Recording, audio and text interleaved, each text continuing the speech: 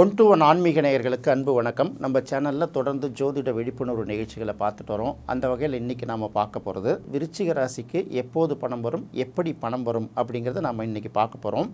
விருச்சிகம் அப்படிங்கிறது காலபுருஷனுக்கு 8ஆம் இடமாக தான் ஒரு இடம். இந்த விருச்சிக ராசிக்கு மறைமுகமான தன வருவாய், சாதாரணமாகவே விருச்சிகம்னா 8ஆம் இடம் காலபுருஷனுக்கு மறைவிடம் அப்படிங்கிறதுனால மறைமுக தன வருவாய்ங்கிறது நிறைய இருக்கும். அது மாதிரி மறைமுகமான சிக்கல்களும் ஒரு பக்கம் இருக்கட்டும், அது ஒரு பக்கம் இருக்கட்டும்.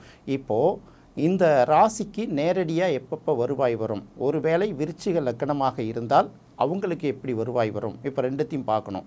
இப்போ நீங்கள் ஜாதகத்தை பார்க்கும்போது விருச்சிக லக்னமாக இருந்தால் 2ஆம் அதிபதி குரு, உங்கள் ஜாதகத்தில் அந்த குரு எந்த இடத்துல இருக்குது அப்படிங்கிறத பார்த்து அதுக்கு தகுந்த மாதிரி உங்களுக்கு நேரடி வருவாய் வந்து சேரும். அதுக்கு அடுத்தது பார்த்திங்கன்னா, இப்போ கோச்சார ரீதியாக நீங்கள் ராசி அடிப்படையாக வச்சு பார்க்கும்போது உங்கள் ராசிக்கு குரு எந்தெந்த இடத்துல வருஷத்துக்கு ஒரு தடவை குரு பயிற்சி வருதில்ல, அப்போ குரு எந்தெந்த இடத்துல வரும்போது நமக்கு எப்படி எப்படி பணம் வரும், எந்தெந்த இடத்துல வரும்போது எப்படி எப்படி பாதிப்பு வரும், இப்படி பார்க்குறது. 2ஆம் இடத்துக்கும் 5ஆம் இடத்துக்கும் உரிய குரு தான் உங்களுக்கு நேரடியான தன வருவாயை கொடுக்கக்கூடியது. இது இந்த 12 ராசிகளில் எந்தெந்த இடத்துல இருந்ததுன்னா என்னென்ன மாதிரி வருவாய் வரும் அப்படிங்கிறத பார்ப்போம். விருச்சிக ராசியிலேயே குரு இருந்தால் என்ன மாதிரி வருவாய் வரும் அப்படின்னு பார்த்தீங்கன்னா, 2ஆம் அதிபதி லக்னத்திலே இருக்கிறதுனால நீங்கள் எதை நோக்கி முயற்சி பண்ணுறீங்களோ அந்த முயற்சி வழியாகவே உங்களுக்கு வருவாய் கிடைக்கும். ரெண்டாவது, எப்போதுமே நமக்கு வருவாய் இருக்கணும். அந்த வருவாய் இல்லாட்டி நமக்கு மரியாதை இருக்காது. ஏதாவது ஒரு வகையில் வருவாய் ஈட்டி அந்த குடும்பத்தோட அந்த செலவு கணக்கு மட்டும் மைண்டுக்குள்ளே ஓடிக்கிட்டே இருக்கும்ல, அதுக்காக வருவாய் ஈட்டுவாங்க. பொதுவாக விருச்சிகம் 8ஆம் இடம். இந்த விருச்சிக ராசிக்கு 2ஆம் அதிபதி லக்னத்தில் இருந்தால் அல்லது ராசியில் இருந்தாலே அவர்களுக்கு மருத்துவம் சார்ந்தது, ஏன்னா விருச்சிகம்ங்கிறது 8ஆம் இடம்ங்கிறதுனால மருத்துவம் சார்ந்த ஒரு விஷயத்தில் அவங்களுக்கு வருவாய் வரும். அப்புறம் மறைமுகமாக அப்படின்னு பார்த்தீங்கன்னா, சில பேர் பார்த்தீங்கன்னா நான் மந்திரம் பண்ணுவோம், மாயம் பண்ணுவோம், பில்லி ஏவலெல்லாம் பண்ணுவோம் அப்படிங்கிறாங்கல்ல, அந்த மாதிரி இடங்கள் கூட சிலருக்கு வருவாய் வரும். எல்லாருக்கும் அப்படி நீங்கள் எடுத்துக்க வேண்டிய அவசியம் கிடையாது. அடுத்தது அதுலேயே அந்த அனுஷ நட்சத்திரமும் இருக்கிறதுனால உணவுத்துறை சம்மந்தப்பட்ட தொழில்களையும் கவனம் செலுத்தி அப்படியும் வருவாய் வர்றதுக்கு வாய்ப்பு இருக்குது. மருந்து பொருட்கள் விற்பனை மூலமாக அவர்களுக்கு வருவாய் வருவதற்கு வாய்ப்பு இருக்குது. இது ஓரளவு பார்ட்டு தானே தவிர அங்கே இருக்கக்கூடிய நட்சத்திரத்துக்கு தகுந்த மாதிரி சில விஷயங்கள் மாறுபடும். அடுத்து விருச்சிகத்துக்கு 2ஆம் அதிபதியான குரு 2ஆம் இடத்திலேயே இருந்தால், 2ஆம் அதிபதியான குரு 2ஆம் இடத்திலேயே இருந்தால், அதாவது அவங்களுடைய இல்லம் அல்லது அலுவலகத்தில் பல பேர் சுயதொழில் செய்வதற்கு நேரடியாக வாய்ப்பு இருக்கிறது. அடுத்தது, இந்த குரு வெறும் 2ஆம் அதிபதி மட்டுமல்ல, 5ஆம் அதிபதியும் கூட இல்லையா, அதனால் அவங்களுக்கு மனசுக்கு என்ன தொழில் செய்யணும் அப்படின்னு விரும்புகிறாங்களோ அதில் மட்டும்தான் கவனம் செலுத்துவாங்க. சில பேருக்கு நிரந்தரமாக ஃபேமிலிக்கு ஒரு வருவாய் வேணுங்கிறதுனால எங்கேயாவது ஒரு இடத்துல கண்டிப்பாக வேலை செய்தாலும், இன்னொரு பக்கம் தன்னோடக்கு விருப்பமான ஒரு வேலையை சேர்ந்து அதன் மூலமாகவும் வருவாய் ஈட்டணும் அப்படின்னு நினைக்கிறாங்கல்ல, அவர்களுக்கு இது ஒரு உகந்த விஷயமா இருக்கும்.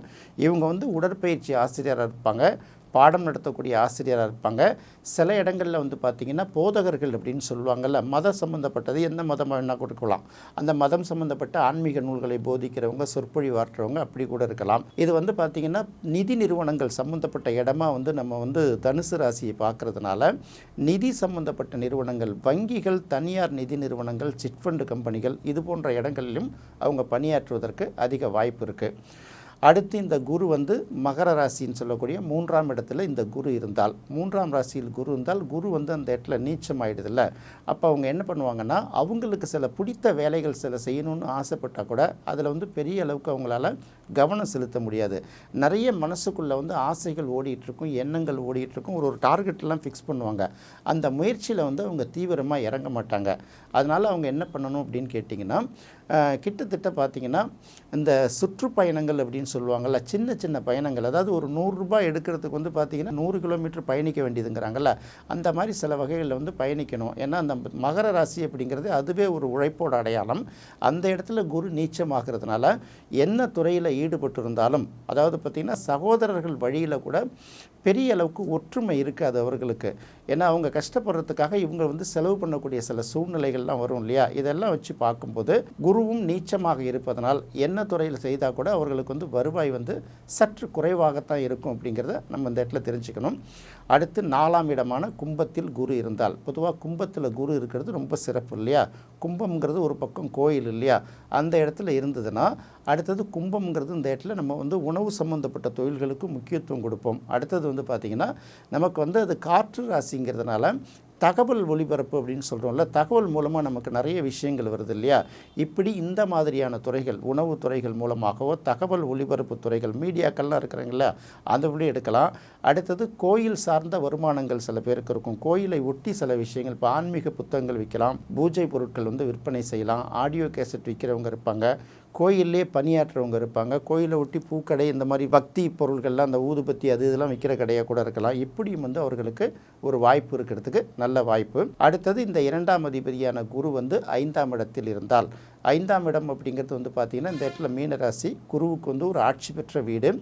அப்போ இந்த இடத்துல பார்க்கும்போது 5ஆம் இடம் அப்படிங்கிறதுனால இவங்க நிறைய பேருக்கு இந்த கோச் அப்படின்னு சொல்லுவோம் இல்லையா, கோச்சுனாலே ஒரு கிரிக்கெட்டுக்கு பயிற்சி கொடுக்கறது, அடுத்தது இந்த ஸ்க்ராஷ் கோர்சஸ்லாம் நிறைய நடத்துகிறாங்கல்ல, அந்த மூலமாக அவங்களுக்கு வருவாய் கிடைக்கும். நிறைய பேர் வெளிநாடுகள் போயிட்டு வர்றதுக்கு அதிகமான வாய்ப்பு இருக்குது. ஏன்னா அதுவே கடலுடைய வீடு இல்லையா? அப்போ 12ஆம் இடம், காலபுருஷனுக்கு 12ஆம் இடம், விருச்சிகத்துக்கு 5ஆம் இடம், இது ஒரு நீர் ராசி, அது ஒரு நீர் ராசிங்கிறதுனால பயணங்கள் மூலமாக அதிக வருவாயை ஈட்டுவார்கள். இதில் வெளியூர் பயணமும் வெளிநாட்டு பயணமும் அதிக அளவு இருக்கும். அதே போல் கடல் பொருட்கள் அப்படின்னு சொல்கிறாங்கல்ல, கடல் பொருட்கள் எவ்வளோ வேணாலும் இருக்கலாம். பவழமும் கடல் பொருட்கள் தான், சங்கும் கடல் பொருள் தான், உப்பும் கடல் பொருள் தான். அடுத்தது ஏற்றுமதி இறக்குமதி சம்மந்தப்பட்ட தொழில்கள் இருக்குது இல்லையா, துறைமுகத்தோடு தொடர்புடைய தொழில்கள், லாஜிஸ்டிக்ஸ் கூட நீங்கள் எடுத்துக்கலாம். இப்படி இந்த கடல் போக்குவரத்து, படகு போக்குவரத்து, இது சார்ந்த தொழில்கள் மூலமாகவும் அவர்களுக்கு அதிக வருவாய் கிடைப்பதற்கு வாய்ப்பு இருக்குது. அடுத்தது இந்த குரு விருச்சிக ராசிக்கு 2ஆம் இடத்துக்குரிய குரு 6ஆம் இடத்தில் இருந்தால், 5ஆம் அதிபதி 6ஆம் இடத்தில் இருப்பது அவ்வளோ பெரிய சிறப்பு இல்லை அப்படின்னு எடுத்துக்கலாம். எவ்வளவு தான் சம்பாதிச்சாலும் சில நேரங்களில் கடன் வரும். அதே சமயத்தில் அது செவ்வாயோட வீடு அப்படிங்கிறதுனால சில பேர் பார்த்திங்கன்னா இந்த மிகப்பெரிய அந்த வலிமையை சொல்லக்கூடிய துறைகள் இருக்கு இல்லையா, இப்போ போலீஸ்னால் நேரடியாக போலீஸாக இருக்க மாட்டாங்க, மிலிட்ரினா நேரடியாக மிலிட்ரியாக இருக்க மாட்டாங்க, அது சார்ந்த பணிகள் அப்படின்னு ஒன்று சொல்லுவோம், அந்த மாதிரி பணிகளில் வேலை பார்ப்பாங்க. அடுத்து மருத்துவம் தொடர்பான பணிகளில் வேலை செய்வதற்கு அதிக வாய்ப்பு இருக்குது. இது எல்லாமே பார்த்திங்கன்னா அந்த உடல் உழைப்பை கொஞ்சம் அதிகமாக கொடுக்கறது, சில விஷயங்களை துச்சம் என மதிக்கிறது அப்படிம்பாங்கள்ல, மற்றவர்கள் செய்வதற்கு பயப்படக்கூடிய வேலைகள், ஏன்னா அது நமக்கு என்றைக்கு இருந்தாலும் டேஞ்சராக வந்துடும் அப்படிலாம் நினைக்கிறாங்கள்ல, அந்த மாதிரி வேலைகளில் சாகசமாக செய்து, இல்லைன்னா அந்த மாதிரி இடங்களில் உள்ளவங்களுக்கு ஆலோசனை செய்வது, அது தொடர்பான அந்த மாதிரி புத்தகங்கள் எழுதுறது, குறிப்புகள் கொடுக்கறது, அந்த மாதிரி வேலைகளை அவர்கள் செய்வதற்கு வாய்ப்பு இருக்குது. அடுத்து விருச்சிக ராசிக்கு 2ஆம் அதிபதியான குரு 7ஆம் இடமான ரிஷபத்தில் இருந்தால், 2ஆம் அதிபதி 5ஆம் அதிபதி இது ரெண்டுமே சேர்ந்து 7ஆம் இடத்துல இருக்கிறது ரொம்ப சிறப்பு தானே. அது சுக்கிரன் வீட்டில் இருக்குது, அதனால் குருவுக்கு பகை அப்படின்னு நினைக்கக்கூடாது. அப்போதே குரு வீட்டில் தானே சுக்கிரன் உச்சமாகுது, அப்படி கிடையாது. இந்த இடத்துல 2ஆம் அதிபதி 7ஆம் இடத்துல இருந்தால் மனைவி மூலமாக நிறைய வருவாய் கிடைக்கிறதுக்கு அதிக வாய்ப்பு இருக்குது இல்லையா. அடுத்தது நண்பர்கள் மூலமாக வாய்ப்பு, சுய தொழில் மூலமாக செய்வதற்கு நிறைய பேருக்கு வாய்ப்பு இருக்குது. என்ன தான் வேலை பார்த்தா கூட இன்னொரு இடத்துல போய் நம்ம வேலை பார்க்கக்கூடாது, நம்ம சுயமாக வேலை செய்யணும் அப்படின்னு நினைக்கிறாங்கல்ல, அவர்களுக்கு இந்த வாய்ப்பு அதிகமாக கிடைக்கும். லேடிஸ் ஹாஸ்டல் வச்சு நடத்துகிறவங்க, டெக்ஸ்டைல், ஃபர்னிச்சர் ஷோரூம், அதே போல் நிதி நிறுவனங்கள், விவசாய நிலங்களை வச்சு கூட நிறைய பேர் பரிமாறுப்பாங்க. அதே போல் இந்த பால் பொருட்கள், பசு பொருட்கள், இந்த மாதிரி பண்ணைகளை நிர்வகிக்கிறதுலாம் இருக்குல்ல, இதன் மூலமாக அவர்களுக்கு நல்ல வருவாய் கிடைக்கும். அடுத்தது இந்த 2ஆம் இடத்துக்குரிய குரு 8ஆம் இடத்தில் இருந்தால், அது மிதுனத்தோட வீடு அப்படிங்கிறதுனால எதிர்பார்த்த அளவுக்கு தன வருவாய் வருமா வராதாங்கிறது கொஞ்சம் யோசனை. அடுத்தது 8ஆம் இடம் மிதுனம்ங்கிறது இரட்டை விஷயங்களை குறிக்கிறதுனால இவங்களுக்கு ஒரு வருவாய் பத்தாது அப்படிங்கிறதுனால எப்போதும் இன்னொரு வருவாயில் அதிகமாக கவனம் செலுத்திட்டு இருப்பாங்க. அது என்ன நடக்குன்னு கேட்டால், ரெண்டுத்துலேயும் எதிர்பார்த்த வருவாய் வராது. ஒரு வருவாய் பாதிக்கிறப்ப இன்னொரு வருவாய் அதை ஈடு செய்யும். எப்படி இருந்தாலும் ஓரளவு அந்த ஷார்ட்டேஜ் இருக்க தான் செய்யும். சில நேரங்களில் வேறு வழி இல்லாமல் நமக்கு மனசுக்கு பிடிக்காத சில வேலைகளையும் செய்ய வேண்டிய சூழ்நிலைகள் நமக்கு உருவாகி அதன் மூலமாக நமக்கு சில வருவாய் கிடைக்கிறதுக்கும் வாய்ப்பு இருக்குது. அதனால் நிறைவாக அவங்க வேலை பார்ப்பாங்க அப்படின்னு எதிர்பார்க்க முடியாது. அடுத்து விருச்சிக ராசிக்கு 2ஆம் இடத்துக்குரிய குரு 9ஆம் இடத்தில் இருந்தால், இந்த இடத்துல ரொம்ப கவனமாக பார்க்கணும். குரு உச்சம் பெற்றிருக்கு கடகத்தில், அதனால் வருவாய் அள்ளிக்கிட்டு வரும் அப்படின்னு எதிர்பார்க்கக்கூடாது. விருச்சிக ராசியை பொறுத்தவரை அவர்களுக்கு 9ஆம் இடம்ங்கிறது கொஞ்சம் பகைஸ்தானம், பாதகஸ்தானம் இல்லையா. அதனால் அந்த இடத்துல இருக்கக்கூடிய குரு மிகப்பெரிய அளவுக்கு வருவாயை ஈட்டி கொடுக்காது. இன்னும் சொல்லப்போனால் அவரே 2ஆம் அதிபதி, அவரே 5ஆம் அதிபதி, 2க்கும் 5க்கும் உரிய கிரகம் 9ஆம் இடத்தில் அந்த பாதகஸ்தானத்தில் உட்காரும்போது உச்சம் பெற்றிருக்கேன்னு சொல்லிட்டு ஏமாந்துடக்கூடாது. இருக்கக்கூடாது. நீங்கள் எதெல்லாம் மனசில் நினச்சி எந்தெந்த துறையெல்லாம் வருவாய் ஈட்டணும்னு நினைக்கிறோமோ அந்தந்த வருவாய்த்துறை அந்தந்த துறைகளில் வந்து பெரிய அளவுக்கு வருவாய் இல்லாமல் ஏதோ ஒரு துறை மூலமாக, நமக்கு சம்பந்தமே இல்லாத ஒரு துறை மூலமாகவும், நாம் எதிர்பார்க்காத துறை மூலமாகவும், நமக்கு விரும்பாத சில துறைகள் மூலமாகவும் தான் நமக்கு வருவாய் கிடைக்கும். இருந்தாலும் வந்து வாழ்ந்தாகணும்ல சில நேரங்களில்.